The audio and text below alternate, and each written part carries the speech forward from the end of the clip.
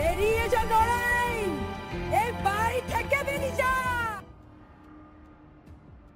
এই গল্পটি আমাদের পাশের গ্রামের শান্তি দেবীর।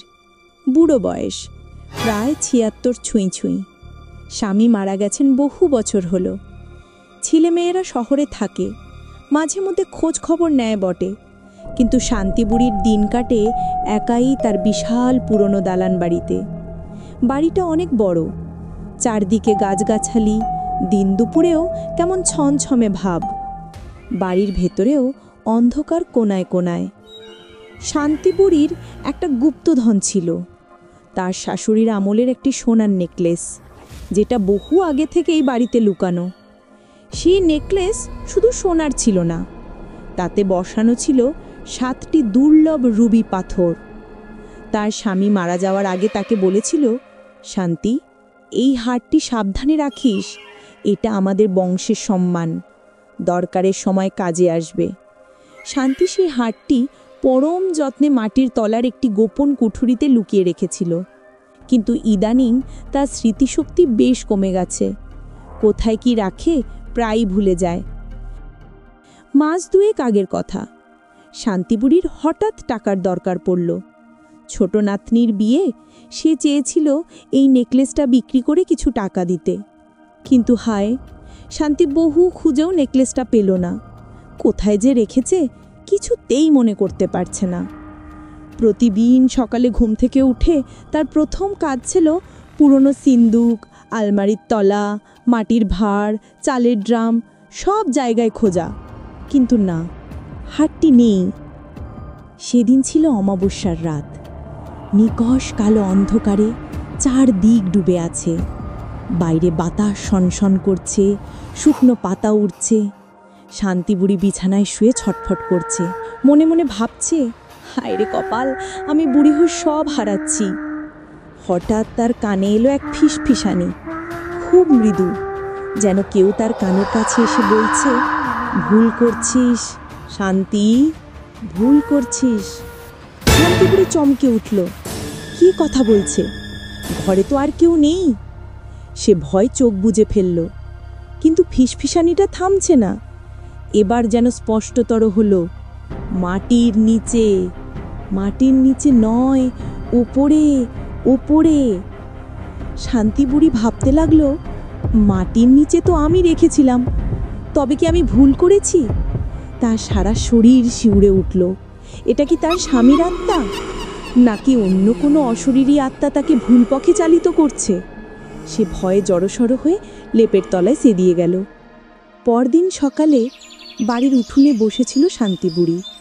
তার এক দূর সম্পর্কের ভাইপো, নাম তার নরেন, প্রায়ই আসতো তার খোঁজ নিতে। নরেন দেখতে বেশ বিনয়ী, কিন্তু শান্তিবুড়ির কেমন যেন নরেনকে ঠিক ভালো লাগতো না। নরেন আজ এসে বলল, কি গো পিসি, কেমন আছো? হারটার খোঁজ পেলে? কাল রাতে নাকি কিসের শব্দ শুনেছ? শান্তিবুড়ি চমকে উঠল। নরেন কি করে জানলো কাল রাতের ফিসফিসানির কথা? সে তো কাউকে বলেনি।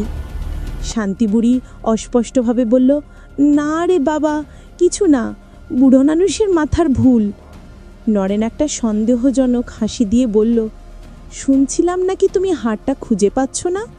যদি মনে না থাকে আমায় বললেও পারো, আমি তোমার ঘরের সব কাগজপত্র, পুরনো সিন্দুক সব দেখে দিতে পারি। শান্তিবুড়ির কেমন যেন মনে হলো নরেনের চোখগুলো যেন ঘরের প্রতিটি কোণ খুঁজছে।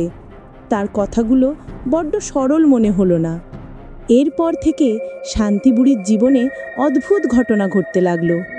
রাতের ফিসফিসানি আরও স্পষ্ট হলো।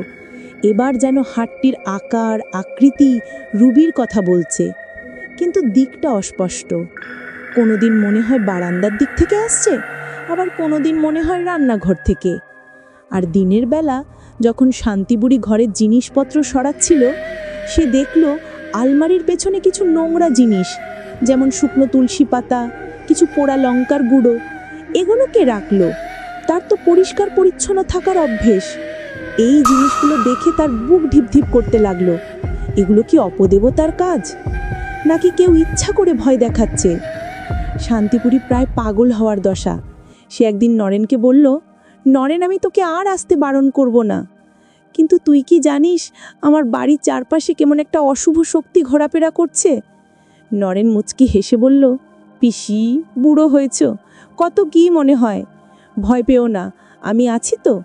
নরেন সেদিন জোর করে শান্তিবুড়ির পুরনো একটা সিন্দুক খুলল, বলল, দেখি এর ভেতর কিছু আছে কিনা। শান্তিবুড়ি দেখল নরেন সিন্দুকের তলাটা বেশ খুঁটিয়ে দেখছে। তার সন্দেহ আরও বাড়ল। পরের রাতে, অমাবস্যার ঠিক 15 দিন পর, চাঁদহীন আকাশ, ফিসফিসানি এবার পরিষ্কার আদেশ দিল, আলমারির পেছনে যে জায়গায় আমি হাত দিয়েছি নরেন দেখেনি, সেখানের দেওয়ালে। শান্তিবুড়ি ভয়ে ভয়ে বিছানা থেকে উঠল। ফিসফিসানিটা যেন তাকে পথ দেখাচ্ছে। সে কাঁপতে কাঁপতে আলমারির পেছনে গেল। যেখানে নোংরা তুলসী পাতার লঙ্কার গুঁড়ো দেখেছিল, ঠিক তার পাশে দেওয়ালের সেই জায়গায় হাত দিতেই তার হাতে লাগলো একটা খসখসে ভাব। সে দেখল দেওয়ালের সেই জায়গায় নতুন করে চুনকাম করা, কিন্তু সেটা একদম নিখুঁত নয়, একটু এবড়ো ঘেবড়ো। সে তার ভাঙা লাঠিটা দিয়ে ঠুকতেই খট করে একটা শব্দ হলো। আরে, এখানে তো আগে কোনো ফাটল ছিল না। তার মনে পড়ল তার স্বামী প্রায়ই বলতো, ঘরের মধ্যে একটা গোপন জায়গা আছে যেটা কেবল আমি আর তুই জানি। সেই মুহূর্তে সে বুঝতে পারল এটা কোনো অশরীরী আত্মার কাজ নয়, এটা ছিল তার স্বামীরই ইঙ্গিত, যেটা তার অবচেতন মনে এতদিনে ধরা পড়ল। আর ওই ফিসফিসানি আসলে তার নিজেরই স্মৃতি, যা ভয়ে দুশ্চিন্তায় চাপা পড়েছিল। শান্তিবুড়ি একটা পুরনো কোদাল নিয়ে সেই এবড়ো ঘেবড়ো জায়গাটা খুঁড়তে শুরু করলো। কিছুক্ষণের মধ্যেই একটা মাটির ভাঁড় বেরিয়ে এলো। ভাঁড় খুলতেই তার চোখ ঝলসে উঠল। হ্যাঁ, এটাই সেই হাড়, সোনার নেকলেস, 7টি রুবি পাথর ঝলমল করছে। ঠিক তখনই উঠোনে একটা খসখস শব্দ হলো। শান্তিবুড়ি চমকে তাকিয়ে দেখল নরেন। সে অন্ধকারে বারান্দার কোনায় আছে, হাতে একটা রড। নরেন দাঁত কিরমির করে বলল, পেয়ে এলে পিসি? আমিও তো জানি হাড়টা এখানে নেই, কিন্তু তুমি যে এখানে নতুন করে লোকাতে পারো এটা জানতাম না। এতদিন ধরে ভেবেছিলাম তুমি সিন্ধুকে রেখেছো, তাই তো রোজ এসে সেগুলোর খোঁজ নিতাম। শান্তিবুড়ি ভয়ে কাঁপতে কাঁপতে বলল, তুই তুই কি আমার হাড় চুরি করতে এসেছিলি? নরেন এগিয়ে এসে বলল, চুরি না পিসি, তুমি তো বুড়ো হয়ে গেছো, ভুলে যাও সব। তোমার এই হাড় কি আর তোমার মানায়? আমার দরকার ছিল। কাল রাতে যখন তুমি ভয়ে কাঁপছিলে, আমি ভেবেছিলাম আজই সুযোগ। শান্তিবুড়ি এবার তার লাঠিটা শক্ত করে ধরল।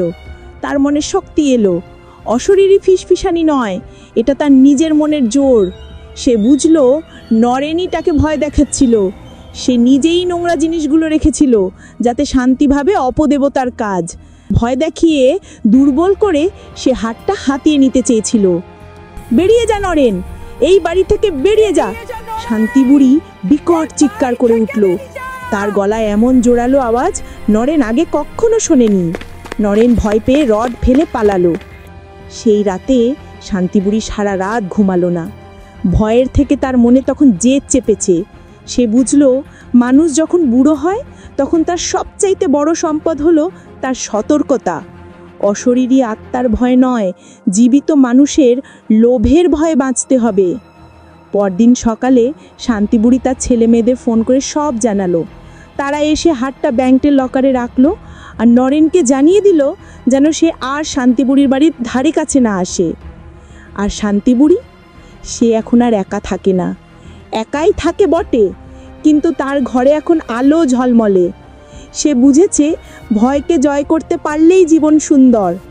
আর সেই রাতের ফিসফিসানি, সেটা আসলে তার নিজের মনেরই কণ্ঠচ্ছাড় ছিল, তার স্বামীর স্মৃতি, যা তাকে বিপদের হাত থেকে রক্ষা করেছিল। তো কি বুঝলেন দিদিরা? বুড়ো বয়সে আমাদের সবার স্মৃতি একটু দুর্বল হয়, কিন্তু মনকে সবল রাখতে হয়। আর বাড়ির গুপ্তধন, সেদিকে লোভী মানুষের চোখ সব সময় থাকে। অশরীরী আত্মার চেয়ে এই লোভী মানুষগুলোকে চেনা অনেক বেশি কঠিন। দর্শক, এরকম আরও সুন্দর সুন্দর গল্প পেতে চ্যানেলটি সাবস্ক্রাইব করে বেল আইকনটি বাজিয়ে দিন তো।